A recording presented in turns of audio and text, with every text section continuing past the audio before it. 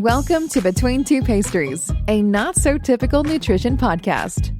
Nicole and Annie are licensed and registered dietitians. Join them as they discuss hot nutrition topics, challenge popular beliefs, and have a blast doing it. Here are your hosts, Nicole and Annie.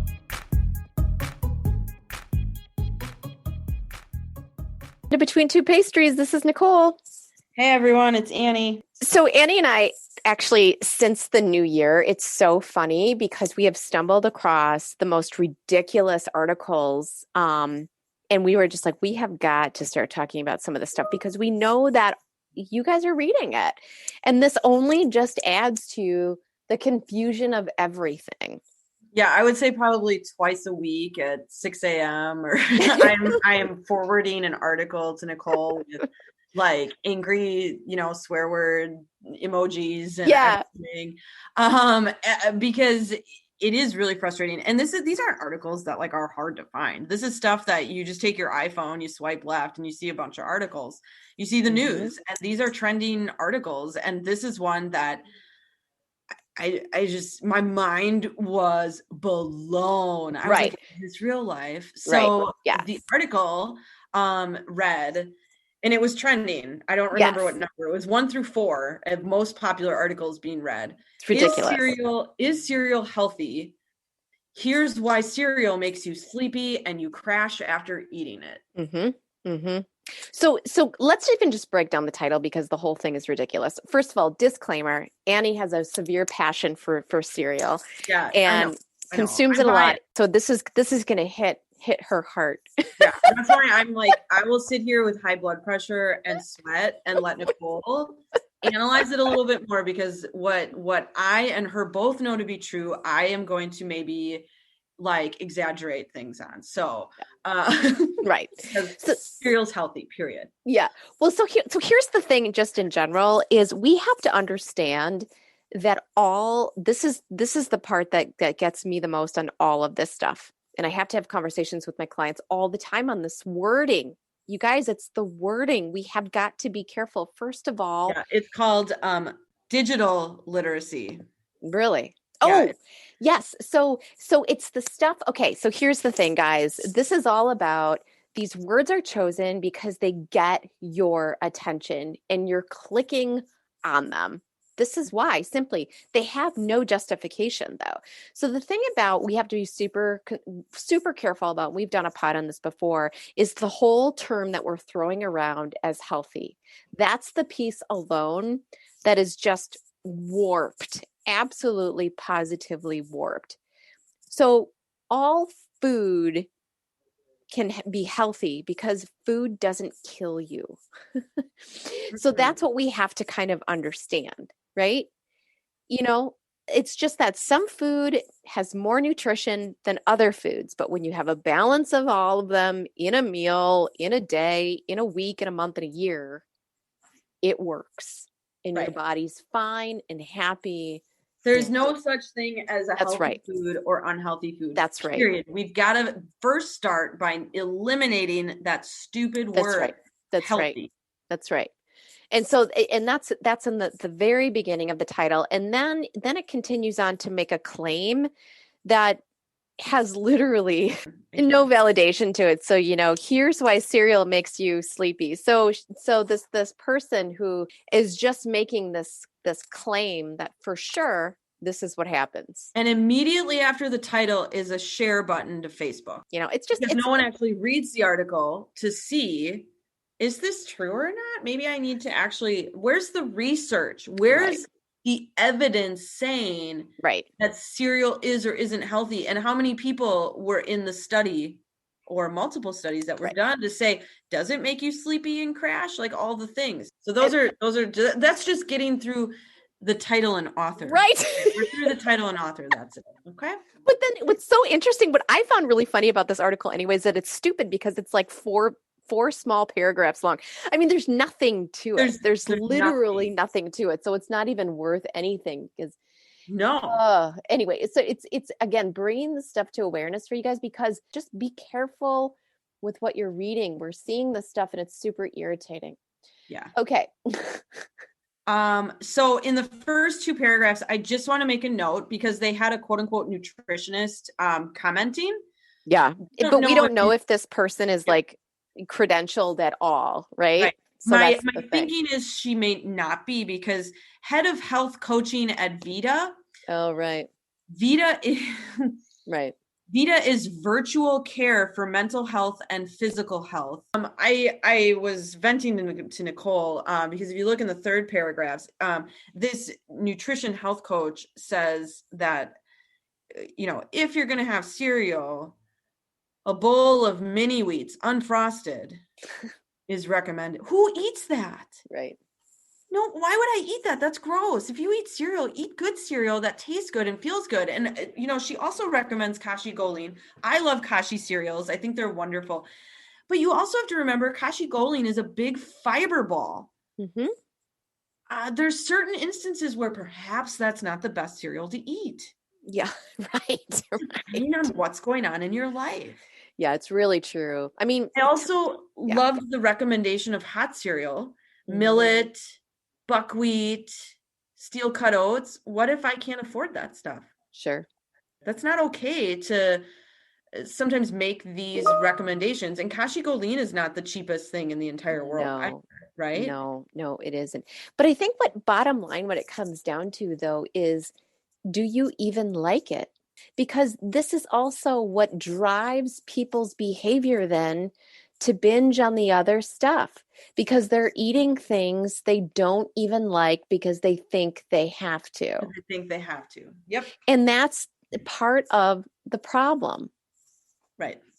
100% it's part of the problem. And so when you see articles about food, it's always all or nothing. Well, right. Is cereal healthy? Well, it's going to make you sleepy and you're going to have a sugar crash. So the interpretation is, I can't eat cereal, right. Or I need to eat unfrosted mini wheats. Sure. So what? You can add 3 tablespoons of sugar to it so it actually has taste. Mm-hmm. Right. Why? And then binge later on something that is on Cinnamon Toast Crunch or something sugary because you didn't get that. Like, we're eliminating the things that we shouldn't be eliminating and adding in things we don't even want. Because an article that Joe Blow wrote said so. They do say you're going to get a surge of energy about 20 minutes after eating cereal. Mm-hmm. And then you have a pretty severe crash in your blood sugar a couple hours after you eat that. Wow. First of all, those are super strong words. Yeah. Tell me about all those strong and vague words as well. And the thing is that, what they're depicting, and this is something Annie and I talked about prior to coming on today, but is that this doesn't happen all the time. It doesn't happen to everyone, and it's not necessarily going to happen. That's part of the whole thing too, and with any food, it doesn't matter what it is. If you're going to eat a fiber bomb, if you're going to eat, something with a lot of, quote unquote, good for you fat, if you're going to do anything, there's a time and a place for everything, depending on what you need, what you're doing, what you're not doing. That's the whole thing. So to make these claims that all of this stuff is truth, and this is what happens to every single person in everybody's body. Well, and it's interesting. She states that if the cereal is more full of refined carbohydrate and has a big sugar punch, then you'll see an energy spike right away. And then later quotes about 20 minutes after eating your cereal, but then can't identify the time frame for when your blood sugars will crash. Mm-hmm. So apparently she knows the time frame that the sugar will create an energy spike, but can't identify when the blood sugar will create that crash. So the thing about this, everybody, and this is the truth for basically everything that we eat. This is how our blood sugar level works. Thank you. So for everything, not just sugar. There's nothing abnormal about any of this. This is how our blood sugar level works. Correct. And so with everything. that's what happens. It rises and it peaks, sometimes about 2 hours after consumption. Sometimes, I'm saying, again, I'm not trying to put a timeline on it. It's different for everybody, but that's roughly what you're looking at. So I'll have people who are like, oh, I took my blood sugar after I ate and it was so high. And it's like, well, it better be, because what's happening is you have energy in your bloodstream that elicits then insulin, which its job is to take energy out of your bloodstream and put it into other cells for function. Like this is how our physiology works. Right. And there are times where you really need a lot of energy coming in, AKA prior to a workout, after a workout. Like you need, like, this is necessary stuff sometimes. Right. So anyway, these articles just really tick us off. Oh, so Nicole, there's not even an ad. There's a part of the article that says, so what about when you can't resist that calorie, sugary stuff? Oh, please. And then it says that sugary cereal may come back to haunt you. Oh my gosh. This entire article, every single paragraph, and it's literally like there's a Fear. science to the words that are used. Absolutely. Quote, if you're scarfing down. Oh, fear and shame right there. Thank you. You literally read my mind. If you're scarfing down a sugary bowl of cereal before your commute and you spend an hour commuting, by that time you've arrived at work or school, your blood sugar is about to crash. Thanks for the shame. Mm-hmm. I agree with you. And there's so much, the fear is just spewing out of this article because someone is afraid of eating cereal or having sugar or gets a high off of, spewing this crappy information to people. Yeah, this is upsetting. Yeah, for sure. Super upsetting. Okay, so the last couple paragraphs uses words, beware. I hate that. Mm-hmm. I agree too. Again, I agree too. So much fear mongering right there. Absolutely. I also liked how she said the process of digesting cereal is similar for kids and adults. It's more challenging for kids who have faster metabolisms and can get hungry after eating processed cereals even faster than their parents. Oh, this is hysterical. Well, yeah. Where's that information even from? That's not true. That's super wild. That's super wild. And you're like the digestion queen, the gut queen. Like, when did digestion for of any food is similar for a kid and an adult? It truly is, though. It truly is. Like, there's nothing real about that statement at all. Right. I found that to be hysterical. However, now you've just created fear towards parents for their kids. Right. All we're trying to do, guys, is we're breaking down these words. We're letting you know how many false claims are just thrown out there for you, but also what they are emotionally trying to elicit for you to feel. Yep. And how it's so difficult then for people to make their own decisions. Do you know what she recommends? The first recommendation as a cereal you might want to try, and this is in the last 2 paragraphs, Kix. What's the nutritional value of Kix? Yeah, I know, right? Right. I think it's just air balls. Air balls. Of course there's no sugar in it, dum-dums. Like, duh. Right? And then my favoriteest part of the entire thing, which is, again, I have a soapbox with this.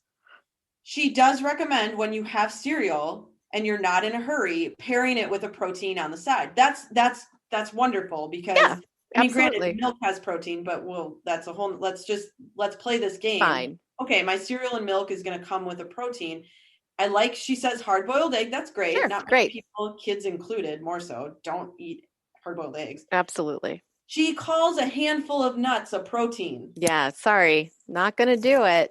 How much nuts do you have to eat to get the right amount of protein? Like, seriously? Yeah. The nuts are not protein. Right. And to be exact, I mean, to really, really be exact, you would need like a half a cup of nuts just to even get like, and now it's just ridiculous. Yeah. It doesn't make any sense. Now you're out of whack with how much fat you're consuming. That's right. Yeah. And whatever else. But, protein secondary in a nut.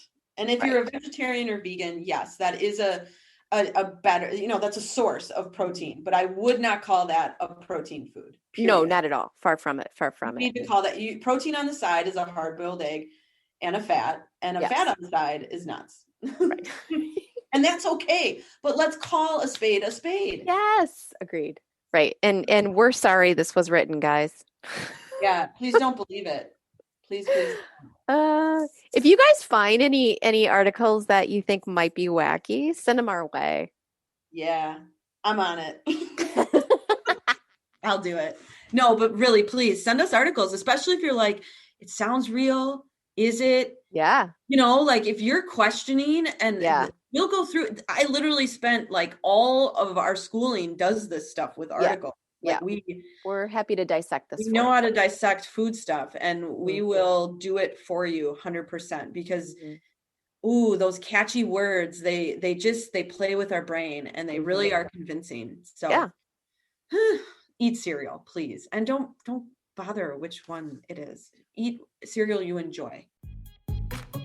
Have questions you want to hear discussed on the show? Find us on Facebook or visit betweentwopastries.com and drop us a line. Want to support the show? Find us on Patreon for exclusive content. If you love the show, find us on iTunes or your favorite podcast platform. Hit the subscribe button and leave us a review.